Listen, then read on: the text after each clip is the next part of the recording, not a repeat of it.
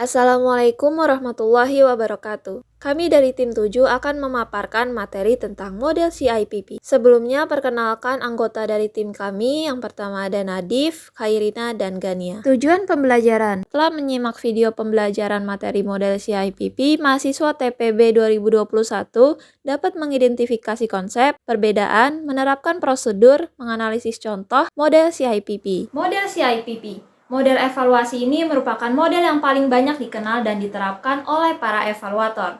Model CIPP ini dikembangkan oleh Safelbeem dan kawan-kawan pada tahun 1967.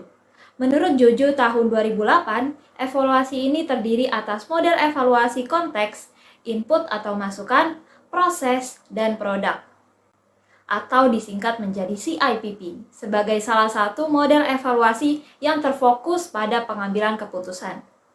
Model ini mengidentifikasi 4 tipe evaluasi program yang berkaitan dengan 4 tipe keputusan dalam perencanaan program. Evaluasi konteks menyediakan data mengenai keputusan dalam perencanaan program. Evaluasi masukan atau input menyediakan alternatif keputusan tentang rancangan dan sumber-sumber program. Evaluasi proses menyediakan alternatif keputusan untuk mengendalikan program. Dan evaluasi produk untuk menyediakan alternatif keputusan tentang hasil dan pendahuluan program.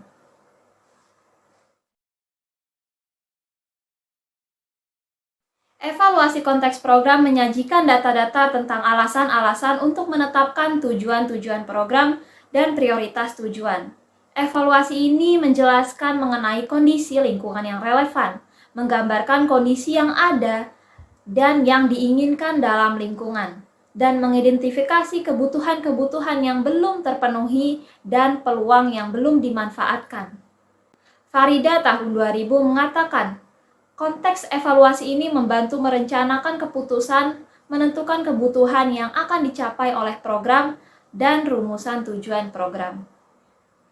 Evaluasi konteks menurut Suharsini tahun 2008 dilakukan untuk menjawab pertanyaan sebagai berikut. Kebutuhan apa yang belum terpenuhi oleh kegiatan program? Tujuan pengembangan manakah yang berhubungan dengan pemenuhan kebutuhan? Tujuan manakah yang paling mudah dicapai?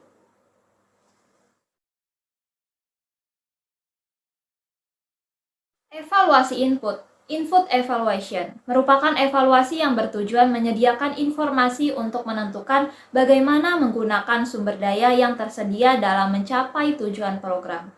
Dengan kata lain, input atau masukan dalam model evaluasi ini adalah planning atau rencana. Evaluasi input meliputi analisa personal yang berhubungan dengan bagaimana penggunaan sumber yang tersedia, alternatif-alternatif strategi yang harus dipertimbangkan untuk mencapai suatu program. Input atau masukan dapat digunakan untuk menentukan sumber dan strategi dalam keterbatasan yang ada.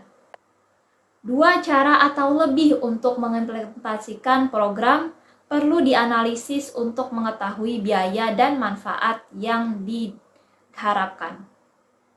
Model ini untuk menjawab pertanyaan-pertanyaan sebagai berikut. Apakah rencana yang disusun pernah dilaksanakan pada waktu yang lalu? Yang kedua, apakah asumsi-asumsi yang digunakan akan dapat dicapai? Yang ketiga, apakah aspek-aspek sampingan yang dihasilkan program? Yang keempat, bagaimanakah masyarakat mereaksi program? Dapatkah program dilakukan dengan berhasil?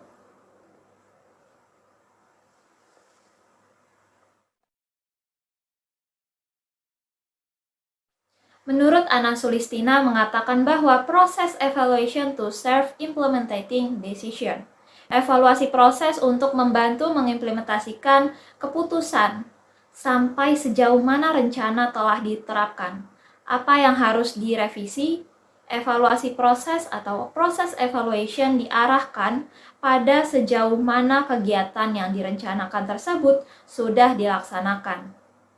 Ketika sebuah program telah disetujui dan dimulai, maka dibutuhkan evaluasi proses dalam menyediakan umpan balik atau feedback bagi orang yang bertanggung jawab dalam melaksanakan program tersebut. Catatan evaluasi proses dapat berguna untuk menentukan kekuatan dan kelemahan atau program ketika dikaitkan dengan keluaran yang ditemukan. Melihat pada kegagalan-kegagalan pertama implementasi, bertindak untuk memperbaiki kualitas proses dari program yang berjalan, serta memberikan informasi sebagai alat untuk menilai apakah sebuah proyek atau program relatif sukses atau gagal.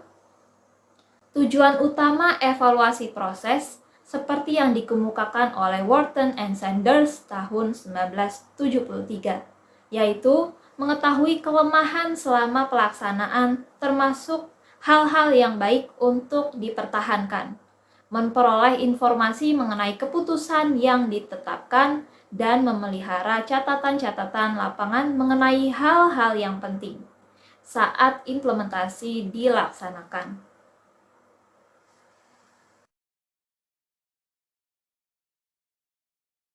Evaluasi produk atau product evaluation merupakan bagian terakhir dari model CIPP.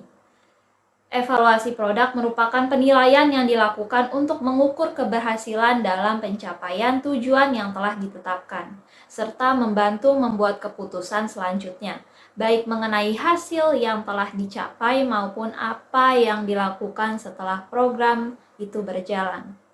Secara garis besar, kegiatan evaluasi produk meliputi kegiatan penetapan tujuan operasional program, kriteria pengukuran yang telah dicapai, membandingkannya antara kenyataan lapangan dengan rumusan tujuan, dan menyusun penafsiran serta secara rasional. Singkatnya, evaluasi produk didesain untuk mengukur dan mengimplementasikan pencapaian.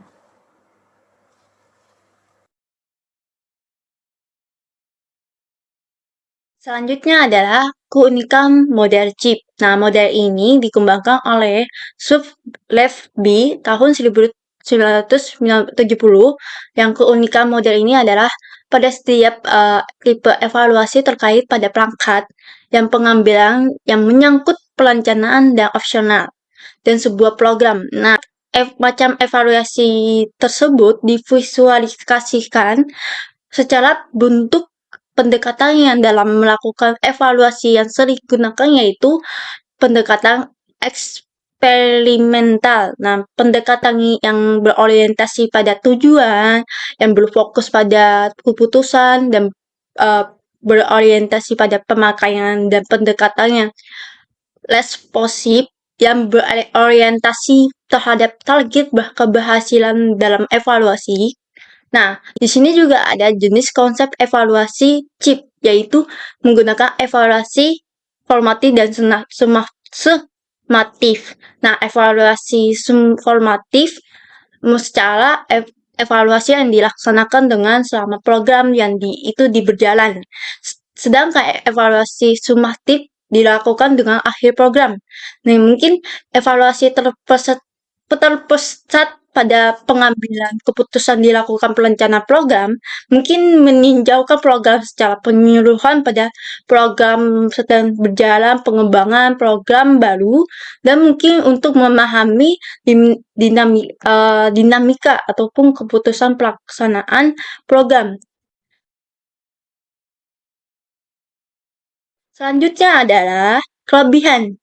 Yang pertama adalah dibandingkan dengan model-model evaluasi yaitu model chip memiliki beberapa kelebihan antara lain lebih kompleks karena objek evaluasi ini tidak hanya pada hasil semata gitu, kayak semacam cukup konteks, masukkan input, proses, dan mampu hasilnya. Selanjutnya adalah chip memiliki pendekatan yang holistik dalam evaluasi, bertujuan untuk memberikan gambaran yang sangat detail dan luas terhadap suatu proyek. Mungkin mulai dari konteks hingga proses sampai implementasi. Yang ketiga adalah chip memiliki potensi untuk bergerak. Nah, mungkin di wilayah evaluasi formatik dan sumatik ini sehingga bisa jadi sebaiknya membantu melakukan perbaikan mungkin selama program berjalan ya, mampu memberikan informasi kriminal.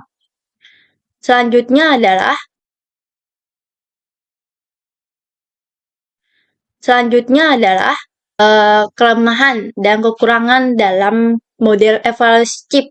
Nah, kelemahan dan kekurangan dalam model evaluasi chip adalah pertama adalah pandangan evaluator mungkin tidak berjalan pada mengambil keputusan. Nah, mungkin tentang langkah-langkahnya, menyusun program ataupun komponen-komponen program gitu. Mungkin gitu. Nah, kedua adalah secara fokus yang sangat ditekani oleh pada hasil program. Nah, ketiga adalah terlalu mementingkan bagaimana sih proses yang seharusnya itu terjadi dibandingkan kenyataan yang dilakukan lapangan gitu. Yang keempat adalah kesan terlalu top down yang dengan sifat manajer ataupun dalam pendekatan ini. Yang kelima adalah terakhir cenderung fokus pada rasional manajemen ataupun ketimbang mengakui komplementasi atau realitas empiris gitu.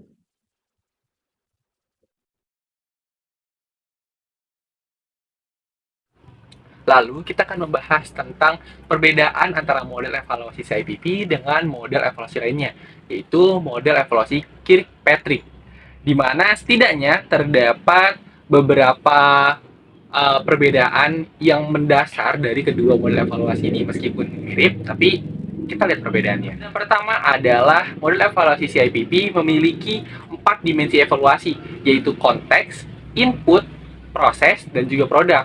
Sementara pada model Kirkpatrick juga memiliki 4 tingkat evaluasi, tapi berbeda. Kalau model Kirkpatrick itu tingkat evaluasinya adalah reaksi, pembelajaran, perilaku, dan hasil. Serta fokus dari evaluasi ini adalah dampak pelatihan dan pengembangan. Perbedaan selanjutnya antara model CIPP dengan model Kirkpatrick adalah pada model evaluasi CIPP, model tersebut memberikan perhatian pada program secara menyeluruh yang melibatkan analisis berbagai aspek program seperti konteks, sumber daya, implementasi, dan hasil dalam mengevaluasi. Sementara pada model Kirkpatrick, evaluasi pelatihan dan pengembangan menilai bagaimana peserta merespon pelatihan, sejauh mana pembelajaran tercapai, apakah perilaku berubah atau tidak, serta apakah dampak dari hasil organisasional tersebut. Jadi kalau pada model CIPP itu evaluasi secara menyeluruh, akan tetapi kalau pada model Kirkpatrick evaluasi dilakukan secara lebih spesifik kepada pelatihan dan juga pengembangan. Perbedaan terakhir antara model evaluasi CIPP dengan model evaluasi Kirkpatrick terletak pada fleksibel dan adaptasi, di mana kalau misalkan model evaluasi CIPP ini evaluasinya itu lebih cenderung fleksibel dan dapat diadaptasi sesuai dengan kebutuhan dan konteks program tertentu. Sementara kalau untuk model evaluasi Kirkpatrick itu cenderung kurang fleksibel dan lebih terfokus pada kerangka evaluasi pelatihan yang telah ditentukan. Jadi, seperti yang sudah disinggung sebelumnya, kalau misalkan model Kirkpatrick ini adalah model evaluasi yang terfokus kepada pelatihan, sementara untuk evaluasi CIPP ini cenderung lebih general dan bisa diimplementasikan pada beberapa macam jenis program seperti itu.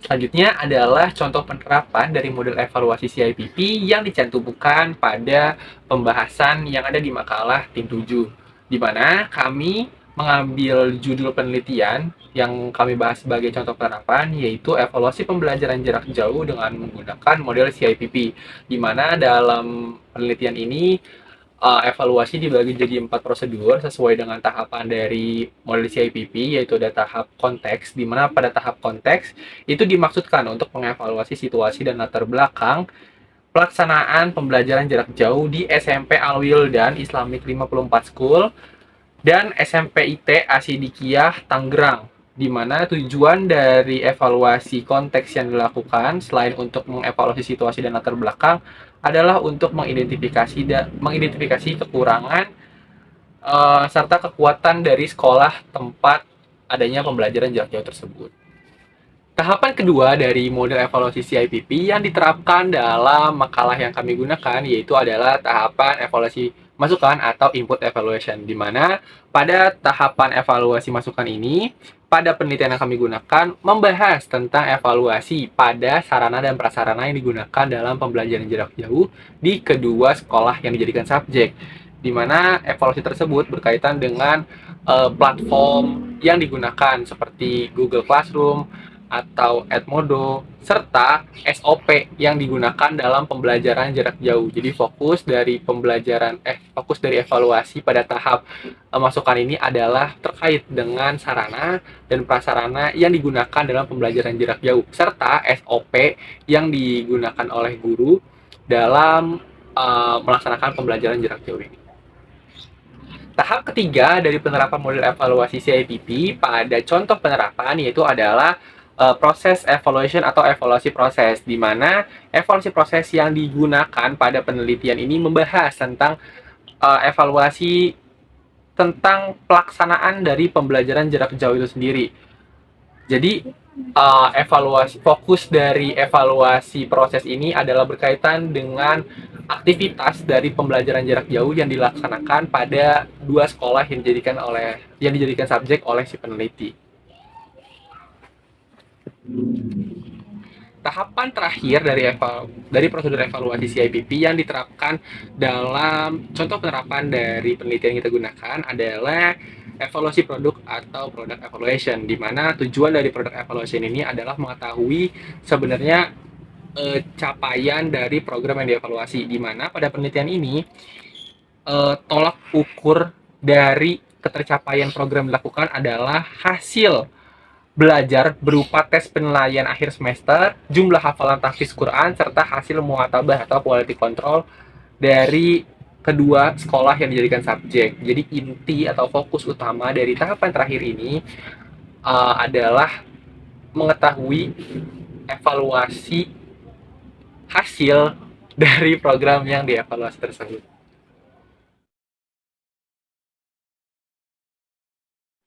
Kesimpulan dari pembahasan tentang model evaluasi CIPP ini adalah model CIPP merupakan sebuah model evaluasi yang biasa digunakan sebagai kerangka kerja yang memberikan pandangan komprehensif terhadap konteks, input, proses, serta produk dalam suatu program.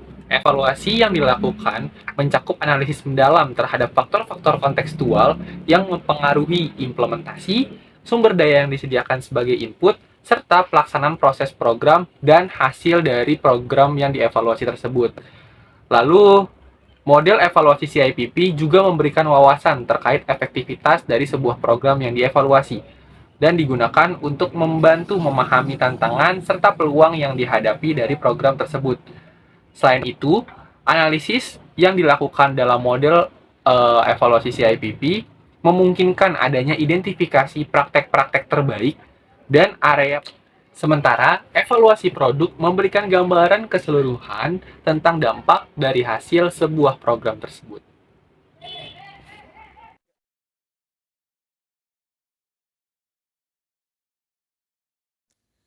Alhamdulillah, sekian pemaparan materi terkait model CIPP. Mohon maaf atas kekurangannya. Semoga bermanfaat. Wassalamualaikum warahmatullahi wabarakatuh.